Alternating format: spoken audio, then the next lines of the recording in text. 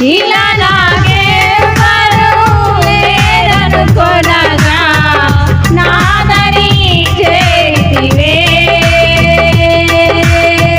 నేను నమ్మిన వారే నన్ను మరచినను, మరువని దేవుడవు. నీ ఆశలే నాలో చిగురించెను, నీ వాక్యమే నన్ను బ్రతికించెను. నీ ఆశలే నాలో చిగురించెను, నీ వాక్యమే నన్ను బ్రతికించెను. నీ అనుబంధము నాకానందమే, నీ అనుబంధము నాకానందమే.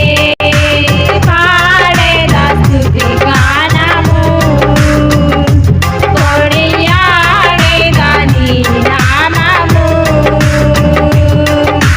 పాడేదా స్తుతి గానము, కొనియాడేదా నీ నామము.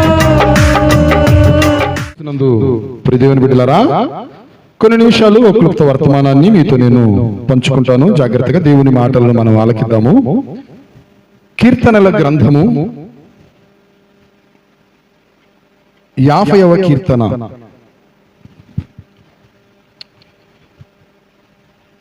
రెండవ వచనాన్ని ఒకరు చదవండి.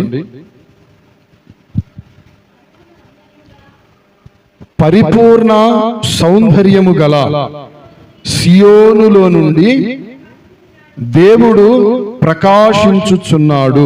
చాలు. ఇక దయచేసి అందరూ కూడా నా వైపు చూడండి. ఓ మంచి మాట మనం చదువుతూ ఉన్నాము.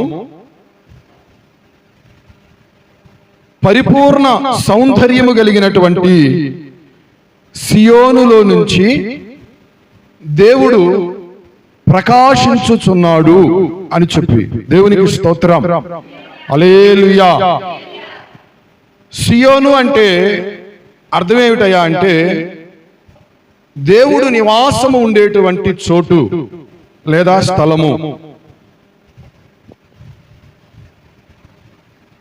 దేవుడు నివాసము ఉండేటువంటి చోటు, దానిని ఏమన్నారయ్యా అంటే సియోను. మరి దేవుడు ఎక్కడ నివాసము ఉంటున్నాడు అని మనం ఆలోచన చేస్తే, ఆయన ఆకాశమందు ఆసీనుడిగా ఉన్నటువంటి దేవుడు మాత్రమే కాదు, ఆయన మందిరాలలో దేవుని వాక్యం సెలవిచ్చినట్లుగా ఇది నేను కోరినటువంటి స్థానము, ఇక్కడనే నేను నివాసము చేతును అని ప్రభువు తానే సెలవిచ్చినటువంటి రీతిగా ఇది ఆయన నివాసము చేసేటువంటి స్థలముగా ఉంటూ ఉన్నది. ఇది ఒక పరిపూర్ణమైనటువంటి సౌందర్యము కలిగినటువంటి సియోను. పరమగీతముల గ్రంథంలో అంటాడు, ఆయన సంఘాన్ని ఒక మందగా పోల్చుచు నీవు సౌందర్యవంతురాలవైనటువంటి మందగా ఉన్నావు అని అంటాడు. ఈ సియోనులో దేవుడు ఏ రీతిగా ఉన్నాడయ్యా అంటే ఆయన ప్రకాశించేటువంటి వారుగా ఆయన ఉన్నారు. ప్రకాశించేవారుగా. ప్రకాశము అంటే అర్థం ఏమిటి చెప్పండి? వెలుగు. అవును, వెలుగు. ప్రకాశము అంటే అర్థం ఏమిటయ్యా అంటే వెలుగు. ఏమండి, మీకు అర్థమయ్యే భాషలో నేను మీకు చెప్తాను. మీరు కొన్ని వస్తువులను కొనుక్కుంటారు. బంగారం కొనుక్కున్నారు అనుకోండి, అది ఏ వెలుగు లేకుండా ఉన్నదనుకోండి, దానిని కొనుక్కుంటారా? కాస్త నల్లబడిన,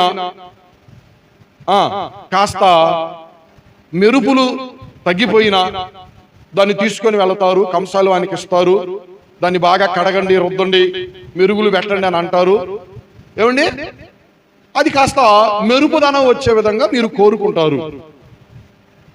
4 రోజులు వాడారు అనుకోండి, మరలా ఏమైంది? ఆ మెరుపు ఒకవేళ పోవచ్చు, తర్వాత మరలా ఏవో మెరుగులు దిద్దుకుంటా ఉంటారు. కొన్ని ఇళ్ళకి రంగులు వేసుకుంటా ఉంటారు. మా రంగు వేయండి, మా రంగు వేయండి అని చెప్పానని 4 రోజులు వేస్తారు, 4 రోజులు దగదగమంటాయి, ఆ తర్వాత మెరుపులు పోతాయి. ఆ వెలుగు, ఆ ప్రకాశము కాదు కానీ ఎన్నడూ కూడా తగ్గనటువంటి, తరిగిపోనటువంటి, ఏమండి, తగ్గుదల లేనటువంటి ప్రకాశమానమైనటువంటి వెలుగు లేదా ప్రకాశము. అటువంటి ప్రకాశముతో దేవుడు ప్రకాశించేటువంటి వారుగా ఉన్నారు. దేవునికి స్తోత్రం, హల్లెలూయా. దేవుడు ప్రకాశవంతుడు.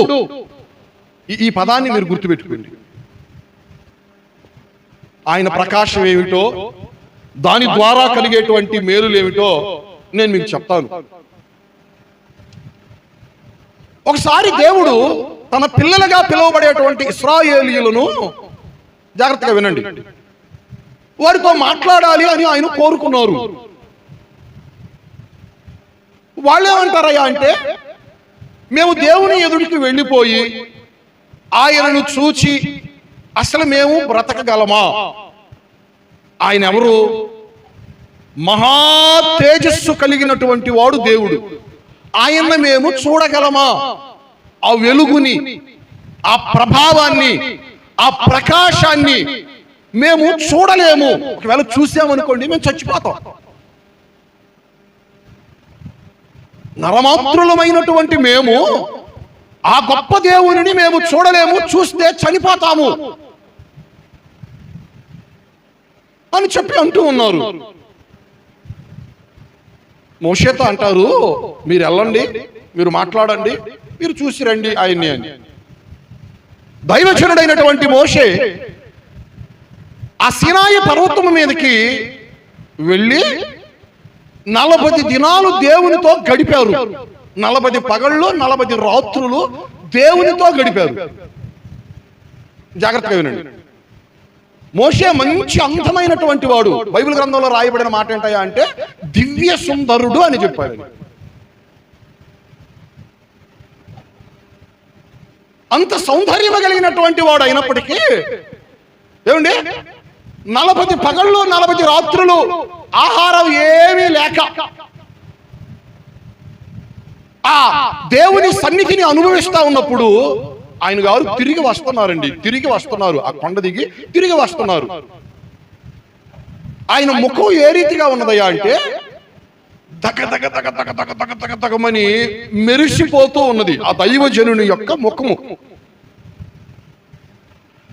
ఆ రోజుల్లో ఏమండి, ఈ లైటింగ్లు ఏమి లేవు, ఈ ఫిల్టర్లు ఏమి లేవు, ఈ కాస్మెటిక్లు ఏమి లేవు. నా మాట మీకు అర్థమవుతుందా? అవి ఇవి పూసుకొని, జుట్టుకు రంగేసుకొని, పెదాలకు లిప్స్టిక్లు వేసుకొని, ఏమండి, ఐబ్రోస్ చేపించుకొని, ముఖం నిండా కూడా పార్లర్లకు వెళ్ళిపోయి, దేనికి? ప్రసంగం చేయాలన్నా కానీ పార్లర్లకు వెళ్తున్నారు. అంటే తప్పుగా కాదు, ప్రసంగం చేయడానికి కూడా పార్లర్లకు వెళ్తున్నారు ఈ రోజుల్లో. మీరు కాస్త ఆ టీవీలో చూడండి, పాట పాడటానికి కూడా పార్లర్కి వెళ్ళి రావాలా ఈవిడ.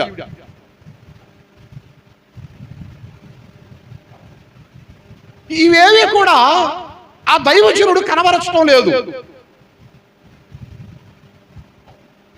ఆయన ముఖము దేవుని ప్రకాశము చేత నింపబడినది కాబట్టి ఆయన ముఖము దగ దగ దగ దగ దగ దగ దగ దగమని మెరిసిపోతూ ఉన్నదట.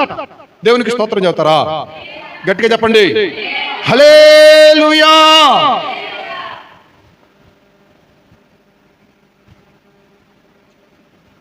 ఒక వ్యక్తి దేవుని ప్రకాశాన్ని గనక పొందుకున్నట్లయితే ఆయన ఏమవుతాడో నేను మీకు చెప్తాను.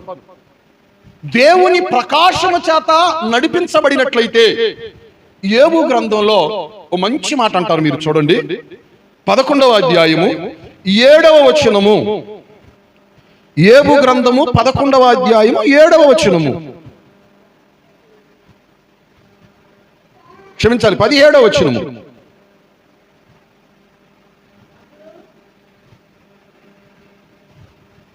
13 నుంచి చదవండి. నీ మనస్సును తిన్నగా నిలిపిన ఎడల, నీ చేతులు ఆయన వైపు చాపిన ఎడల, పాపము నీ చేతిలో నుండుట చూచి నీవు దానిని విడిచిన ఎడల, నీ గుడారములో నుండి దుర్మార్గతను నీవు కొట్టివేసిన ఎడల. అబ్బా, ఒక నిమిషం ఆగండి అమ్మ. ఇటు చూడండి. ఎడల ఎడల ఎడల ఎడల, ఏ ఎడల? ఏ ఎడల? మరలా చదవండి ఆ మాటలు. నీ మనస్సును తిన్నగా దేవుని మీద నిలిపిన ఎడల. మనస్సు ఎక్కడ నిలబడాలంట? చెప్పండి. మన మనస్సును దేని మీద నిలపమంటున్నాడు? ఏమండి సమర్పణ రాజు, దేని మీద నిలపాలంట? నీ మనస్సును తిన్నగా దేవుని మీద నిలిపిన ఎడల. ఏ ఊసిపోకుండా చెప్తున్నటువంటి సంగతులు కాదు సుమా.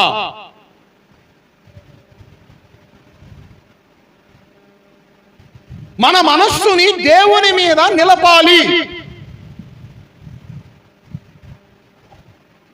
తర్వాత నీ చేతులు ఆయన వైపు చాపిన ఎడల. ఎవరి వైపు? ఎవరి వైపు? ఏమండి చేతులు చాపటం అంటే అర్థం ఏంటి? ఇక వేరొక దిక్కు నాకు లేదు నాయనా, నీవే నాకు దిక్కు. తర్వాత ఏమంటున్నాడు? ఆ పాపము నీ చేతిలో ఉండుట చూచి నీవు దానిని విడిచిన ఎడల. పాపం ఎక్కడుందంట? ఏమండి పాపం ఎక్కడుందంట? చేతిలో ఉండుట చూచి నీవు దానిని విడిచిన ఎడల.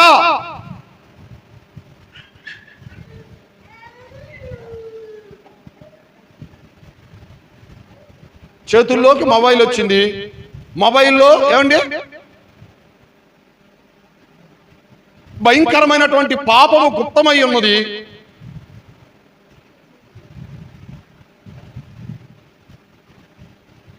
దానిని ఏం చేయాలయ్యా అంటే విడిచిపెట్టాలి అని అంటారు. దేవునికి స్తోత్రం, హల్లెలూయా. పాపము ఏమండి నీ చేతులలో ఉండుట చూచి నీవు దానిని విడిచిన ఎడల. ఇంకొక నిమిషం కూడా ఆగుతాం, ఎందుకంటే అవసరమైన మాట. ఈ రోజుల్లో చాలా మంది తల్లిదండ్రులు ఏమండి మా పిల్లలు మా మాట వినడం లేదు, మా పిల్లలు మా మాట వినడం లేదు, మా పిల్లలు మా మాట వినడం లేదు అని చెప్పని వాపోతున్నారు. అలా వాపోవటానికి కారణం ఏమిటయ్యా అంటే సెల్ ఫోనే. ఏమీ అనలేనటువంటి పరిస్థితులు, కడుపుకు పుట్టినటువంటి బిడ్డలను కూడా ఏమీ అనలేని పరిస్థితులు. వాళ్ళను కొట్టకూడదు, వాళ్ళని తిట్టకూడదు, వాళ్ళని దండించకూడదు, వాళ్ళని మందలించకూడదు. ఏమండి కొడితేనేమో బెదిరింపులకు తిరుగుతారు. మన లోకంలో చూస్తున్న సంగతులు నేను మీకు చెప్తున్నాను.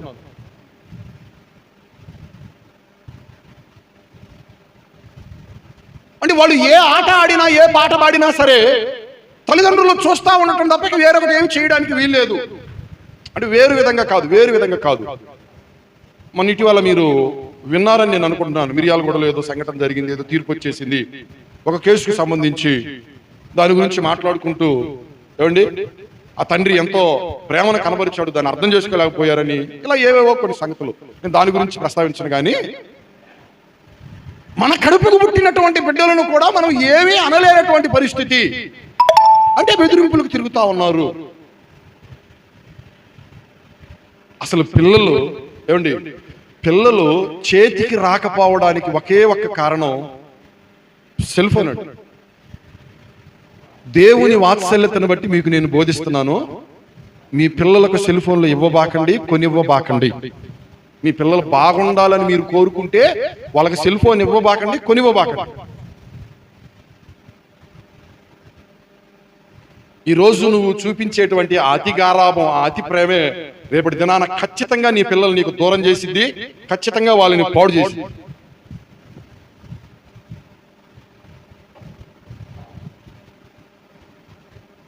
దానికి ఎడిక్ట్ అయిన తర్వాత ఏమండి దానికి ఎడిక్ట్ అయినటువంటి తర్వాత ఇక తర్వాత బయటికి రమ్మన్నా రావడం లేదు, ఇష్టపడటం లేదు. ఇవ్వబాకండి ఖండితంగా. ఇప్పుడు కొట్టండి, రేపు ఏడవకుండా ఉంటారు మీరు. తల్లిదండ్రులు మీకే చెబుతుంది, ఇప్పుడు కొట్టండి. ఇప్పుడు కొట్టి మీరు కాస్త బాధపడినా పర్వాలా, వాళ్ళు ఏడ్చినా పర్వాలా, రేపు జీవితాంతం ఏడ్చేటువంటి రోజులు తప్పుతాయి. ఇప్పుడు మందలించలేదనుకోండి, ఇప్పుడు కొట్టలేదనుకోండి, ఇప్పుడు దండించలేదనుకోండి, రేపు జీవితాంతం ఏడవలసి వచ్చింది. వాళ్ళు ఏడవలసి వచ్చింది, మీరు ఏడవలసి.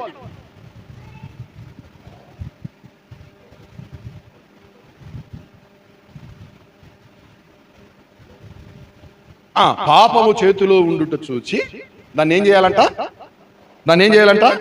విడిచిన ఎడల, ఇంకా నీ గుడారములో నుండి దుర్మార్గతను నీవు కొట్టివేసిన ఎడల నిశ్చయముగా నిర్దోషివై నీవు సంతోషించదవు, నిర్భయుడవై నీవు స్థిరపడి ఉందువు. నిశ్చయముగా నీ దుర్దశను నీవు మరిచెదవు. దాటిపోయిన పారు నీటిని జ్ఞాపకము చేసుకొనినట్లు నీవు దానిని జ్ఞాపకము చేసుకొనిదవు. అప్పుడు నీ బ్రతుకు మధ్యాహ్న కాల తేజస్సు కంటే అధికముగా ప్రకాశించును. చీకటి కమ్మినను అది అరుణోదయము వలె కాంతిగా నుండును. దేవునికి స్తోత్రం చెప్పండి. హల్లెలూయా, హల్లెలూయా. ఏమండి, అది దేవుని ప్రకాశం ఏం చేసిద్దయ్యా అంటే ఒక మనిషిని బ్రతికించిద్ది. నీవు బ్రతుకుతావు. స్తోత్రం చెబుతారా? హల్లెలూయా. ఏం చేస్తారు? దేవుని ప్రకాశము ఒక వ్యక్తిని బ్రతికించిద్ది. నీ బ్రతుకు మధ్యాహ్న కాల దేనికంటే చెప్పాలా? దేనికంటే ఏమండి? తేజస్సు కంటే ప్రకాశవంతంగా మారిపోయిద్ది.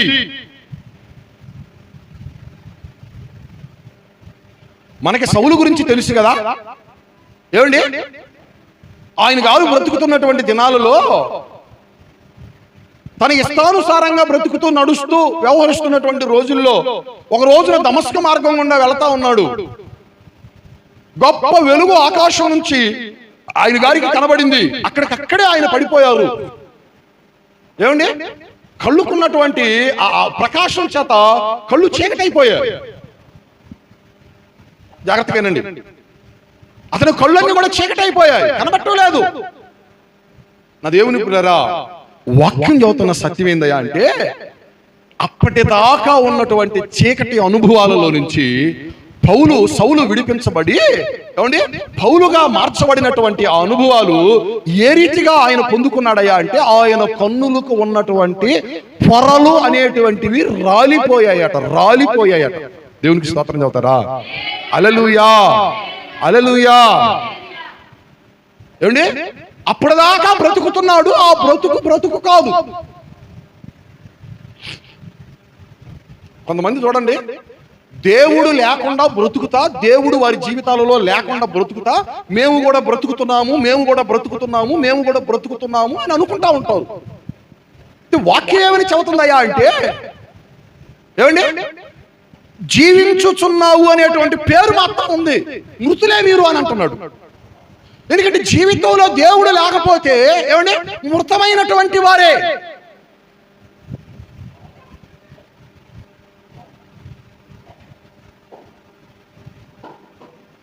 నా దేవుని పిల్లరా, దేవుని ప్రకాశము ఒక వ్యక్తిని ఏం చేసిద్దయ్యా అంటే బ్రతికించిద్ది.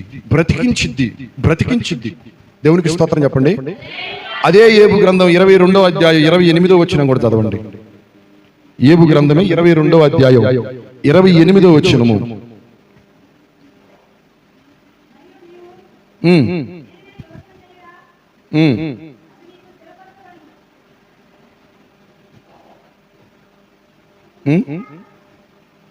దేవునికి స్తోత్రం. 21 నుంచి చదవండి. ఆయనతో సహవాసం చేసిన ఎడల నీకు సమాధానం కలిగిద్ది. 23, సర్వశక్తుని వైపు నీవు తిరిగిన ఎడల, నీ గుడారంలో నుండి దుర్మార్గతను దూరముగా తొలగించిన ఎడల నీవు అభివృద్ధి పొందిదవు. 25, సర్వశక్తుడు నీకు అపరంజిగాను ప్రశస్తమైన వెండిగాను ఉండును. 27, నీవు ఆయనకు ప్రార్థన చేయగా ఆయన నీ మనవి ఆలకించును. 28, మరియు నీవు దేనినైనా యోచన చేయగా అది స్థిరపరచబడును. నీ మార్గముల మీద వెలుగు ప్రకాశించు. ఏమండి, నీ మార్గముల మీద వెలుగు ప్రకాశించిద్ది.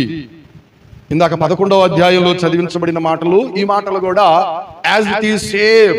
దేవుని వైపుకు తిరగండి, ఆయన మీద ఆధారపడండి, మీ మనస్సును ఆయన వైపుకు తిప్పండి, దుర్మార్గతను తొలగించి వేసుకోండి, చేతులలో పాపం ఉన్నట్లయితే దానిని విడిచిపెట్టేయండి, మీరు బ్రతుకుతారు, మీ మార్గాల మీద దేవుని యొక్క ప్రకాశం కనబడిద్ది. దేవునికి స్తోత్రం. హల్లెలూయా. నెంబర్ 1, పరిపూర్ణ సౌందర్యము కలిగినటువంటి సియోనులో దేవుడు ఏం చేస్తున్నాడు అంటే ప్రకాశిస్తున్నాడు. ఆ ప్రకాశమైనటువంటి వెలుగు, ఆ ప్రకాశమైనటువంటి వెలుగు దగ్గరకు చేర్చబడినటువంటి ప్రజలను ఆయన బ్రతికించుచున్నారు. హల్లెలూయా, హల్లెలూయా. ఐగుప్తులో నుంచి విడిపించబడిన తర్వాత ఇశ్రాయేలీయులు వాగ్దానము చేయబడినటువంటి దేశానికి నడిపించబడతా ఉన్నారు. వాళ్ళు పగలు ప్రయాణం చేయాలి, రాత్రి కూడా ప్రయాణం చేయాలి. జాగ్రత్తగా వినండి. వాళ్ళు పగలు ప్రయాణం చేయాలి, రాత్రి కూడా ప్రయాణం చేయాలి. ఆ రీతిగా ప్రయాణం చేసేటప్పుడు వారి ప్రయాణము అనేటువంటిది ఆగిపోకుండా వారికట 78వ కీర్తనలో ఒక మంచి మాట అన్నాడు. చదవండి ఆ మాటలు. 78వ కీర్తన 14వ వచనం.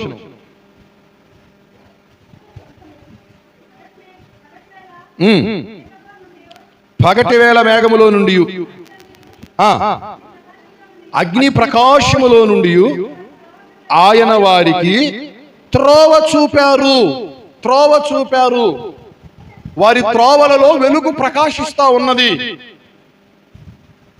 ఏమండి, ఒక వ్యక్తి యొక్క త్రోవలలో వెలుగు ప్రకాశించినట్లయితే, నా వైపు చూడండి, అతడు ఎక్కడికి వెళ్ళుచున్నాడో దానిని గుర్తెరగతాడు.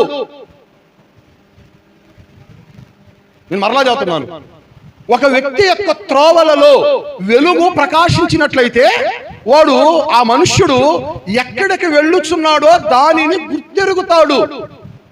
ఒకవేళ ఆ మనుష్యుని యొక్క త్రోవలలో వెలుగు గనక లేదనుకోండి, ప్రకాశము గనక లేదనుకోండి, ఆ మనుష్యుడు ఏమవుతాడయ్యా అంటే గోతిలో పడతాడు. Praise the Lord. Hallelujah, hallelujah. ఎక్కడ పడతాడు? గోతిలో పడతాడు.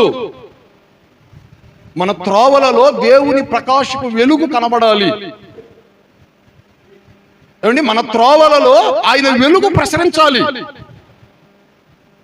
ఆ రీతిగా ప్రసరించినట్లయితే నువ్వు ఎక్కడికి వెళుతున్నావో, నువ్వు ఏం చేస్తున్నావో, నువ్వేం జరిగిస్తున్నావో, ఏమండి, అవన్నీ కూడా నీకు కనబడతాయి, నీకు కనబడతాయి, నీకు కనబడతాయి.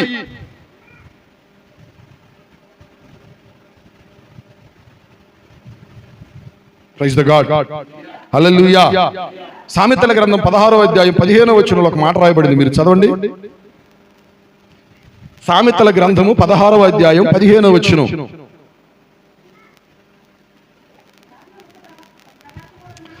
రాజుల ముఖ ప్రకాశము వలన చాలు. రెండవ అనుభవం ఏమిటయా అంటే, ఏమండి, దేవుని ప్రకాశము వలన ఏం కలిగిద్దా అంటే జీవము కలుగుచున్నది. జీవము. Praise the Lord. హల్లెలూయా. ఏం కలిగిద్దంట? ఏం కలిగిద్దంట? జీవము, జీవము, జీవము.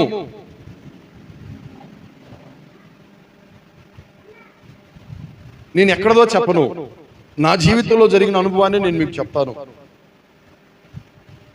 2005వ సంవత్సరంలో మరణ పడకలో నేను ఉన్నప్పుడు, ఏమండి, అందరూ ఆశలు విడిచిపెట్టినప్పుడు, ఏం వైద్యుడికి అంతుపట్టినటువంటి వ్యాధితో నేను బాధపడుతున్నప్పుడు నాకు బాగా జ్ఞాపకం, ఓ తెల్లవారుజామున 3 ఆ ప్రాంతాన ఓ చల్లని మంచులాగా, ఏమండి, దేవుడు నన్ను కమ్ముకున్నట్లుగా ఆ అనుభవాన్ని నేను అనుభవించాను. ఇక ఆ మరుసటి ఉదయకాల సమయం నుంచి నాకున్నటువంటి బలహీనతలన్నీ కూడా తొలగిపోయాయి. ఏమండి, మంచి శక్తితో నేను నింపబడ్డాను. నేను మీకు అప్పుడప్పుడు చదువుతూ ఉంటాను, నేను చదువుకునేటప్పుడు విపరీతమైనటువంటి తలనొప్పితో బాధపడేవాడిని. వారంలో కనీసం ఒక్క రోజన్నా ఆ బాధ అనుభవించేవాడిని. విపరీతమైన తలనొప్పి, తట్టుకోలేను. స్కూల్కి కూడా బంద్ చేసి ఆ రోజంతా ఇంట్లోనే ఉండేవాడు. దేవుడు మంచి ఆరోగ్యాన్ని ఇచ్చారు. దేవునికి స్తోత్రం. హల్లెలూయా. ఆ బలహీనతలన్నిటినీ కొట్టివేశారు. రాజు యొక్క ముఖ ప్రకాశము చేత మనకి ఏం కలిగిద్దయా అంటే జీవము కలుగుచున్నది. ఏమండి?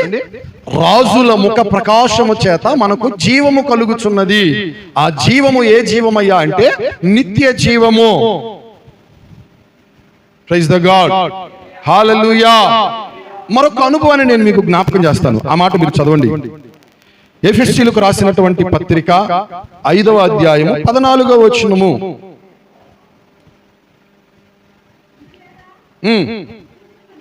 నిద్రించుచున్నటువంటి నీవు మేలుకొని మృతులలో నుంచి లెమ్ము, క్రీస్తు నీ మీద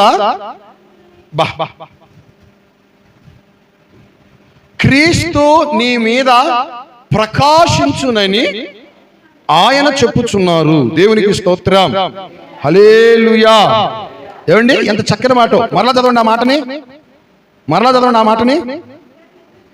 నిద్రించుచున్నటువంటి నీవు మేల్కొని మృతులలో నుంచి లెమ్ము, క్రీస్తు నీ మీద ప్రకాశించుచున్నారు. దేవునికి స్తోత్రం, హల్లెలూయా. ఓ మంచి అనుభవాన్ని గురించి పౌలు మహాశయుడు చెబుతున్నారు.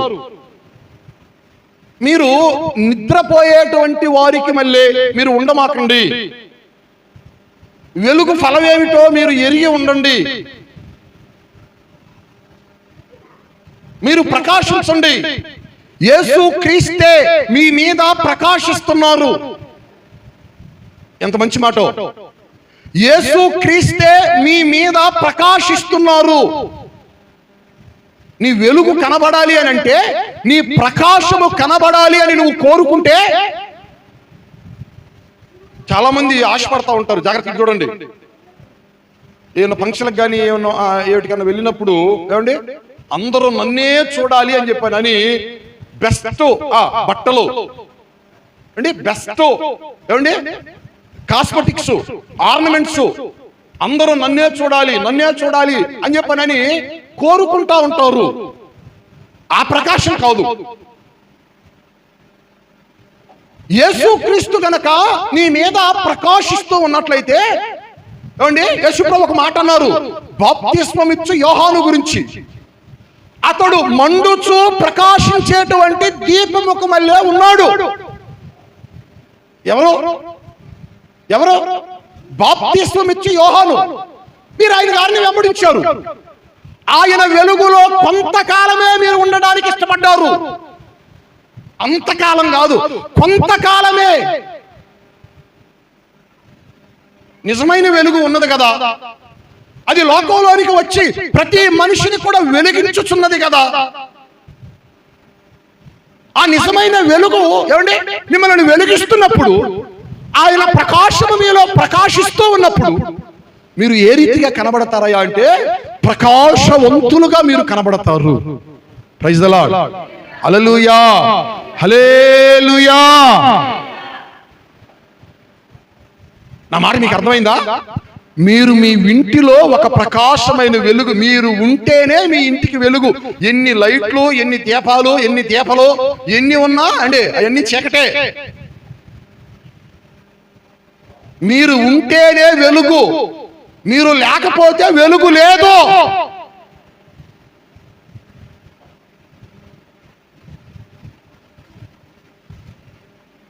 స్తోత్రం చెప్పండి, హల్లెలూయా.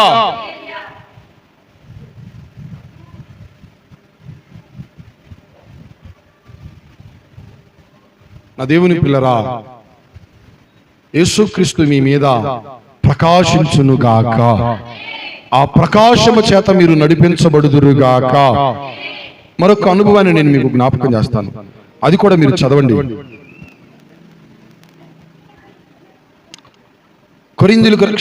తెస్సలోనికీయులకు రాసిన 2వ పత్రిక 2వ అధ్యాయము 8వ వచనము.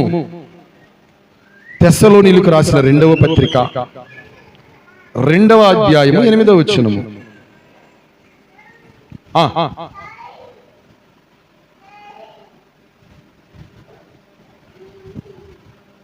చదువుదాం. తెస్సలోనికీయులకు రాసిన 2వ పత్రిక 2వ అధ్యాయం 8వ వచనం. అప్పుడు ఆ ధర్మ విరోధి బయలుపరచబడును. ప్రభు అయిన యేసు తన నోటి ఊపిరి చేత వారిని సంహరించి తన ఆగమన ప్రకాశము చేత నాశనము చేయును. ఎవరి గురించి చెబుతున్నాడయ్యా అంటే అపవాది గురించి, సాతానుడి గురించి, దురాత్మ గురించి, దెయ్యం గురించి, లూసిఫర్ గురించి. ఏమండి, ఆ ధర్మ విరోధి గురించి ఆయన ఏమని చెబుతున్నారయ్యా అంటే వాడు తన సొంత కాలమందు బయలుపరచబడతాడు. ఏమండి, వాడిని అడ్డగించేది ఏమిటి? ఏమండి, యేసు క్రీస్తు యొక్క ఆగమనము. ఆగమనం అంటే తిరిగి రావడం. యేసు క్రీస్తు మరలా ఈ భూమి మీదకి తిరిగి రాబోతున్నారు. పరిశుద్ధులు ఎత్తబడతారు. ఏమండి, కొంతమంది ఏమో విడిచిపెట్టబడతారు. 7 ఏళ్ల శ్రమల కాలం ఉంది. 1000 ఏళ్ల పరిశుద్ధులకు విందు ఏర్పాటు చేయబడింది. యేసుక్రీస్తు యొక్క ఆ ఆగమనములో ఆయన నోటి ఊపిరి చేత, ఆ ఆగమన ప్రకాశము చేత ఏమండి అపవాదిని ఏం చేస్తాడయ్యా అంటే లయపరుస్తాడు. అప్పటిదాకా వాడు ఏం చేస్తాడు? చెప్పండి. అప్పటిదాకా వాడు ఏం చేస్తాడు? వాడి పనిని వాడు చేస్తానే ఉంటాడు. ఏమండి, వాడి పనిని వాడు చేస్తానే ఉంటాడు. దేవునికి స్తోత్రం చెప్తారా? హల్లెలూయా. మరలా చదవండి ఆ మాటని, అప్పుడు ఆ ధర్మ విరోధి బయలుపరచబడును. ప్రభు అయిన యేసు తన నోటి ఊపిరి చేత వానిని సంహరించి తన ఆగమన ప్రకాశము చేత నాశనము చేస్తాడు. ఒకరు లేచిరండి. చిన్నపిల్లలు ఒకరు లేచిరండి, త్వరగా లేచిరండి. ఇదిగో ఈ మనిషిని మీరు చూడండి. ఈ రోజుల్లో మీరు చూస్తున్న తతంగానే నేను మీకు చెప్తాను. మీరు టీవీలు పెట్టండి, ఏమండి, లేకపోతే కొన్ని ప్రోగ్రాంలు మీరు చూడండి. దయ్యం పట్టిన వాళ్ళు వస్తారు. ఇదిగో దయ్యం బట్టి మనిషి వచ్చింది, ఏమండి, పట్టుకొని నీ పేరు చెప్పు, నీ ఊరు చెప్పు అని చెప్పారంటే ఏవో కొన్ని పేర్లు చెప్పేసింది. ఆ తర్వాత ఏం చేసిందయ్యా అంటే నేను పోతాను, నేను ఇడిచిపెడతాను, నేను పోతాను, నేను చేస్తాను అనగానే తెలుసా, నా పేరేంటో నీకు తెలుసా, పో నిన్ను కాల్చి వేస్తున్నాను, నిన్ను బూడిద చేస్తున్నాను, నిన్ను మసి చేస్తున్నాను, ఇంక నేనేం చేస్తున్నాను మహిమరాజు, ఇంకా నయ్యం ఆ బూడిదని కూడా తీసుకెళ్ళి కాలంలో చల్లుతున్నానని చెప్పాను అల్లా.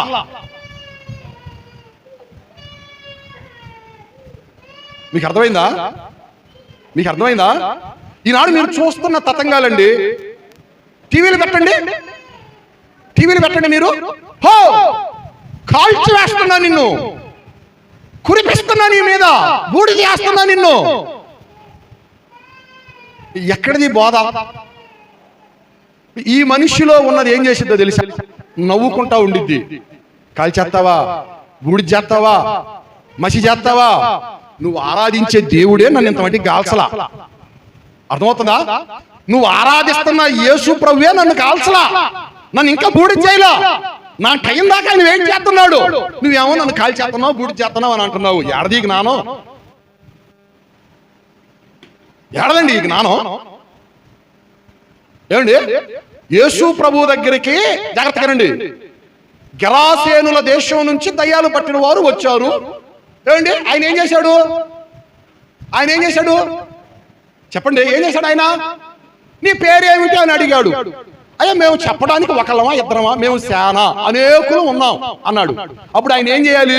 వీటన్నిటిని కూడా అగ్నిలో కాల్చి వేస్తున్నాను అని చెప్పాను అనాలి. ఆయన అన్నాడా? ఆయన ఏమన్నాడు? విడిచిపెట్టి వెళ్ళండి అని అన్నాడే గాని ఆయన ఏమన్నాడు?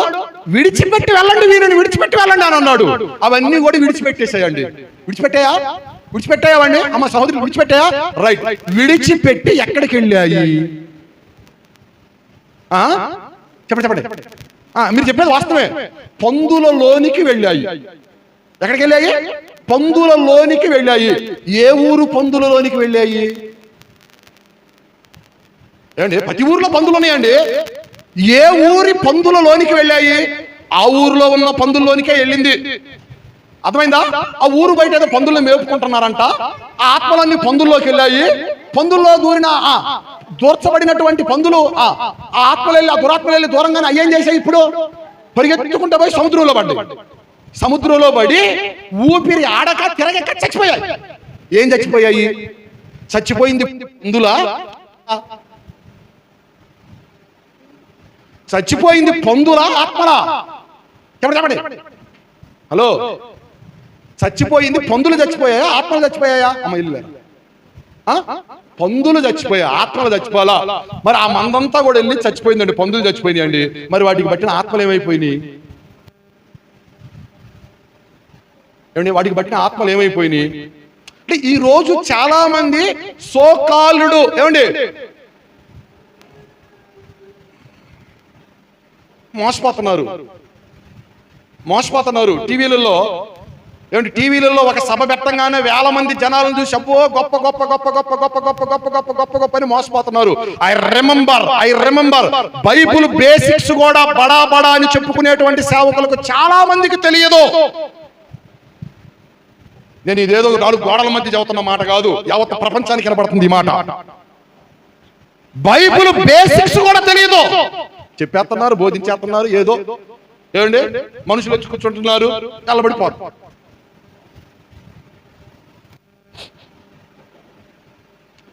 యేసుప్రభు కాల్చివేయలేదండి. ఎందుకంటే వాటికి ఒక సమయం ఇచ్చాడు దేవుడు.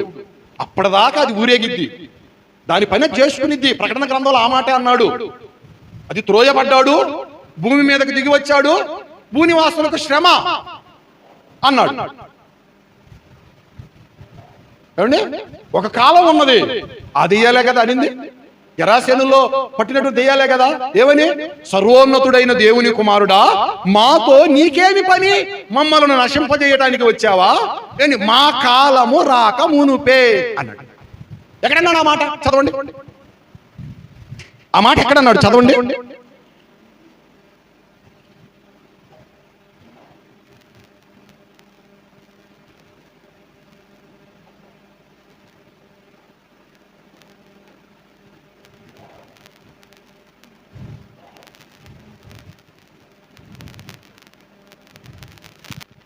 ఐదో అధ్యాయం 8 నుంచి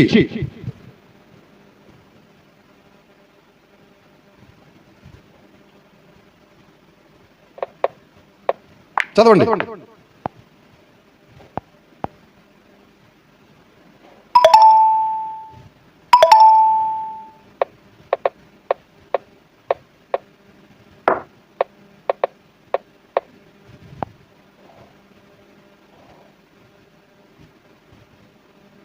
మార్కు సువార్త ఏదో మీకు నేను చెప్పలేదా? మార్కు సువార్త 5వ అధ్యాయం.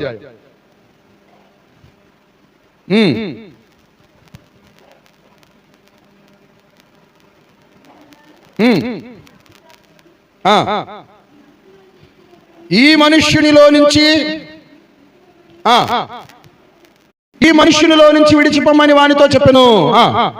మరియు ఆయన నీ పేరేమని వాడిని అడిగా, వారు నా పేరు సేన ఎలాగనగా మేము అనేకులమని చెప్పి తమ్మును ఆ దేశములో నుంచి ఈ మాట బాగా అర్థం చేసుకోండి.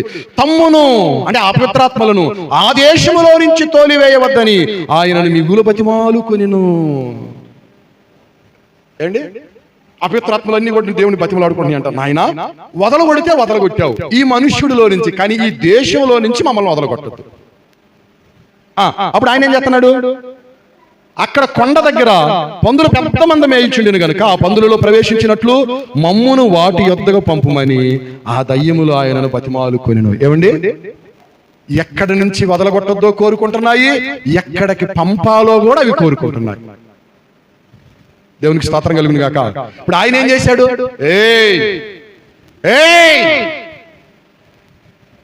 నువ్వు అసలు ఉండటానికి వీల్లేదు, నువ్వు కాలిపోవాల్సిందే అని చెప్పని అన్నాడా? అవి చెప్పినట్టే చేశాడా? అండి పందుల్లోకి అవి పంపంటే పందులోకి పంపించాడు ఆయన. ఎందుకని? మత్తయి సువార్తలో అన్నాడండి 8వ అధ్యాయం చదవండి.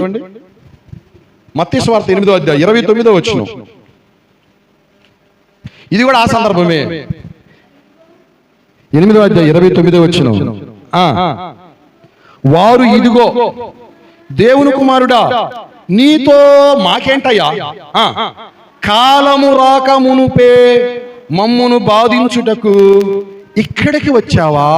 కాలము రాక మునుపే. ఏ కాలం అండి?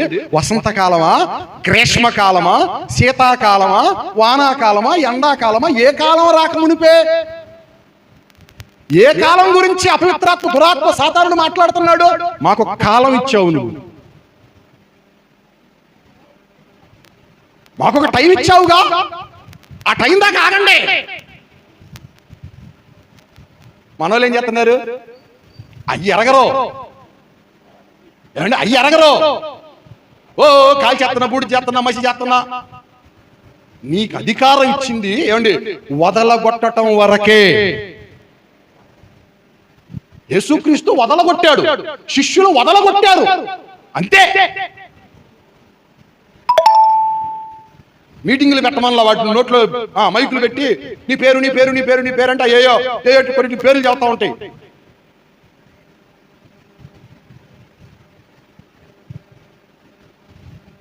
ఆ కాలం ఇప్పుడు చెబుతున్నాడండి. ఆయన ఆగమన ప్రకాశము చేత ధర్మ విరోధిని ఏం చేస్తారంట?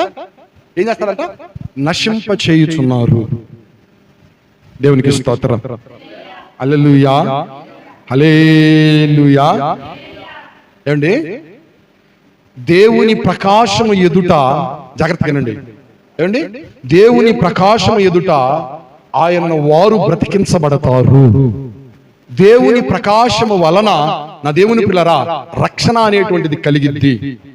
3వ అనుభవము, దేవుని యొక్క ప్రకాశము చేత ధర్మ విరోధి అనేటువంటి వ్యక్తి నశింప చేయబడుతున్నారు. ఆయన పరిపూర్ణ సౌందర్యము కలిగిన సియోనులో దేవుడు ఎలా ఉన్నారయ్యా అంటే ప్రకాశించేటువంటి వారుగా ఉన్నారు. ప్రభు మీ గురించే చెప్తున్నారు. యేసుక్రీస్తు యొక్క ప్రకాశము చేత మీరు నడిపించబడుదురుగాక. క్రీస్తు ప్రకాశము మీ మీద నిలిచి ఉండునుగాక. ప్రకాశవంతులుగా మీరు వెలుగుదురుగాక. సమయం లేదని నేను చెప్పడం లేదు. దానియేలు గ్రంథంలో అంటాడు, మీరు భక్తి చేసుకుంటున్నారు, మీరు మందిరాలకు వస్తున్నారు, మంచిదే మంచిదే మంచిదే. ఏమండి, మీరు తెలుసుకున్నటువంటి సత్యాన్ని, మీరు ఎరిగినటువంటి సత్యాన్ని ఎరగకుండా బ్రతికేవారు మీ చుట్టూ చాలా మంది ఉన్నారు. వాళ్ళు నశించిపోతున్నారు. వాళ్ళను కూడా దేవుని వైపుకి మరల్చండి, వారిని కూడా దేవుని వైపుకి తిప్పండి, ఆ నాశనం నుంచి వారిని విడిపించండి. ఏమండి, మీరు కూడా ఒక వేకువ చుక్క వలె, ఒక ప్రకాశమానమైనటువంటి జ్యోతి వలె మీరు వెలుగుతారు, మీరు ప్రకాశిస్తారు అని అంటాడు. దేవునికి స్తోత్రం కలుగును గాక. హల్లెలూయా. ప్రార్థన చేయండి, కళ్ళు మూసుకోండి. ప్రభువా చేయండి, ప్రార్థన చేయండి.